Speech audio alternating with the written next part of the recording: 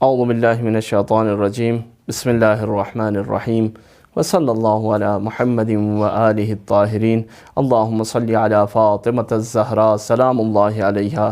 قال رسول اللہ صلی اللہ علیہ وآلہ وسلم فاطمة بضعۃ منی اللہم صلی علی محمد وآل محمد وعجل فرجہم۔ شہادت تا ولادت یعنی شہادت سے ولادت تک، یہ عنوان اس لیے انتخاب ہوا کہ جب بھی آپ دیکھیں گے قرآن مجید کی تمام آیتوں پر پہلے موت کا ذکر ہوا اور پھر زندگی کا ذکر ہوا، تو اس لیے اس عنوان کو انتخاب کیا گیا ہے تاکہ شہادت سے ولادت تک، اب اس کے درمیان بی بی کی فضیلتوں کو دیکھ سکتے ہیں، اور خطبہ اور علماء کے اقوال کے مطابق سب سے بڑی فضیلتیں تو اسی وقت نظر آتی ہیں جناب سیدہ کی جب وہ پیغمبر کی وفات ہو چکتی ہے، تو اس کے بعد جناب سیدہ کی فضیلتوں کا ایک سمندر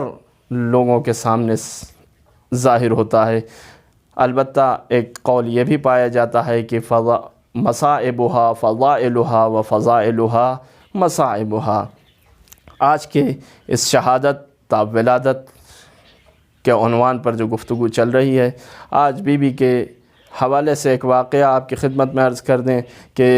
ایک روز امام علی علیہ السلام گھر میں تشریف لاتے ہیں اور بی بی سے فرماتے ہیں کہ اے بنت رسول، اگر کوئی چیز کھانے کے لیے ہے تو لا دیجئے۔ بی بی فرماتی ہیں وہ خدا شاہد ہے کہ جس نے اپنے پیغمبر کو رسالت کے لیے مبعوث کیا کہ آج گھر میں کوئی بھی چیز کھانے کے لیے نہیں ہے۔ اور یہ سنتے ہی امام علی نے کہا اے بی بی، اگر پہلے سے مجھے خبر ہوتی تو میں طلب معاش کے لیے گھر سے باہر جاتا۔ امام علی اس جواب کو دینے کے بعد پھر بھی گھر سے باہر نکلے اور باہر جا کر 1 دینار کسی سے قرض کیا۔ قرض کرنے کے بعد امام علی نے بازار کا رخ کیا، اور گرمی کا وہ عالم تھا کہ راستے میں جناب مقداد نظر آئے۔ مقداد کی ہمارے ہاں جو محاورہ بولا جاتا ہے کہ ہوائیاں اڑی ہوئی تھیں چہرے کی، اس طرح سے بھوک اور پیاس کے آثار مقداد کے چہرے سے نمایاں تھے۔ امام علی نے سوال کیا مقداد، اس گرم ہوا میں تمہیں گھر سے نکلنے کی کیا ضرورت ہے؟ تمہیں گھر میں رہنا چاہیے۔ ایک مرتبہ جناب مقداد پروردگار کی قسم یاد کرتے ہیں اور امام علی سے فرماتے ہیں کہ میں نہیں آیا، مجھے مجبور ہونا پڑا گھر سے باہر آنے کے لیے، اس لیے کہ بچے بھوک کی وجہ سے بلک رہے تھے اور ان کی آوازیں میرے کانوں میں ٹکرا رہی تھیں، تو میرا دل نہ لگا، میں گھر سے اس نیت سے نکل پڑا کہ شاید پروردگار کوئی کام فراہم کر دے جس کو میں انجام دے کر اس کا مزد لینے کے بعد گھر لے جاؤں تاکہ بچوں کا پیٹ بھر سکے، یا کوئی چیز اللہ فراہم کر دے کسی طرح سے۔ امام علی نے ایک مرتبہ جب مقداد کے چہرے کو دیکھا تو اس کے بعد فرمایا مقداد، یہ 1 درہم ہے، اسے لے جاؤ اور اپنے بچوں کے لیے جو بھی ممکن ہو وہ کھانے کے لیے فراہم کرو۔ کتنا کریم ہے یہ مولا، آپ ذرا دیکھیے، خود کے بچے گھر میں بھوکے ہیں، خود کی زوجہ گھر میں بھوکی ہے، خود کو بھی بھوک لگی ہے، اسی لیے سورہ مبارکہ دہر میں وَيُطْعِمُونَ الطَّعَامَ عَلَىٰ حُبِّهِ، یہ حُبِّهِ جو کہا ہے تو مفسرین نے علامہ سید محمد حسین طباطبائی جو ہیں یہ فرماتے ہیں کہ غالباً حُبِّهِ کی ضمیر جو ہے یہ کھانے کی طرف پلٹ رہی ہے، اس لیے کہ خود بھی کھانے کے ضرورت مند ہیں، خود کو بھی کھانا چاہیے۔ لیکن امام علی نے جناب مقداد کے حوالے وہ 1 دینار کر دیا، اور اس کے بعد پھر مسجد کی طرف چلے گئے۔ گھر نہیں گئے، بجائے گھر جانے کے مسجد کی طرف چلے گئے۔ عصر کی نماز اور مغرب کی نماز پیغمبر کے پہلو میں پڑھی، اور اس کے بعد پیغمبر نے نماز کے بعد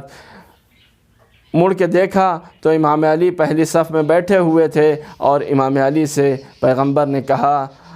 اے ابوالحسن، اگر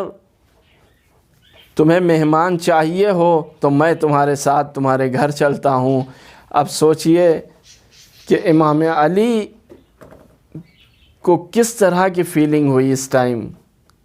گھر میں کچھ ہے نہیں، بچوں نے صبح سے کچھ کھایا نہیں ہے، بیوی نے کچھ کھایا نہیں ہے، خود نے کچھ نہیں کھایا۔ اب شام ہوئی ہے، جب رات کا شروع ہو رہی ہے تو مغرب و عشاء کے بعد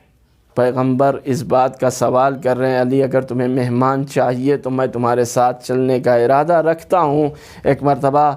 امام علی نے سر کو جھکایا اور اس عنوان سے کہا کہ اس سے بڑا خوش نصیب کون ہوگا کہ اللہ کا رسول اس کے گھر پر مہمان آئے۔ اور اس کے بعد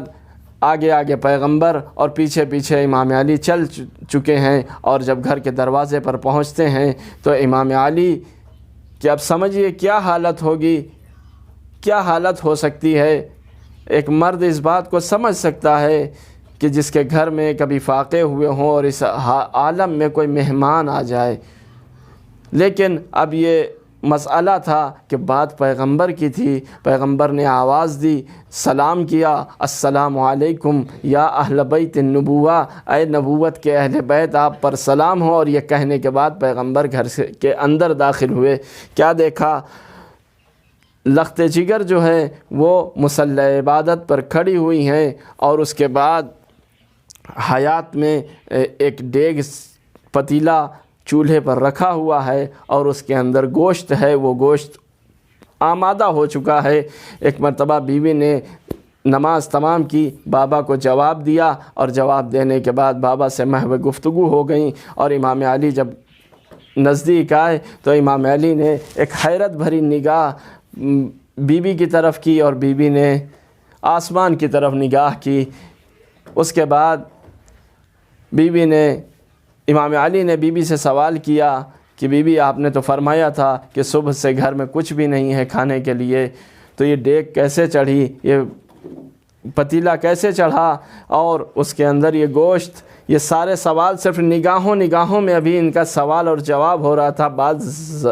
زوجہ اور شوہر کے درمیان تھی، لہٰذا اسے کسی کو سمجھنا نہیں چاہیے، لیکن آپ کی خدمت میں عرض کروں یہ بات جو زن و شوہر کے درمیان ہو رہی ہے، اس درمیان ایک اور شخصیت یعنی ایک اور کوئی ہے جو ان باتوں کو سن بھی رہا ہے اور انہیں دیکھ بھی رہا ہے۔ ایک مرتبہ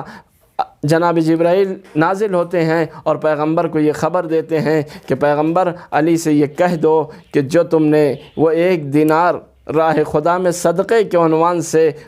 مقداد کے حوالے کیا تھا، یہ اسی کی جزا ہے۔ ایک مرتبہ پیغمبر نے امام علی کی طرف دیکھا، اور دیکھنے کے بعد پیغمبر نے فرمایا کہ اے علی، اے ابوالحسن، جو تم نے آج دن میں راہ خدا میں صدقہ دیا تھا یہ اسی کی جزا ہے۔ سیدہ کے گھر میں تو کچھ نہیں تھا، جس طرح سے انہوں نے آپ سے فرمایا تھا کہ اے علی گھر میں کچھ بھی کھانے کو نہیں ہے، بچے بھی بھوکے ہیں اور میں بھی بھوکی ہوں۔ یہ بات بالکل سچ تھی، لیکن جب تم نے راہ خدا میں صدقہ دیا تو پروردگار نے اس کی جزا عطا فرمائی ہے۔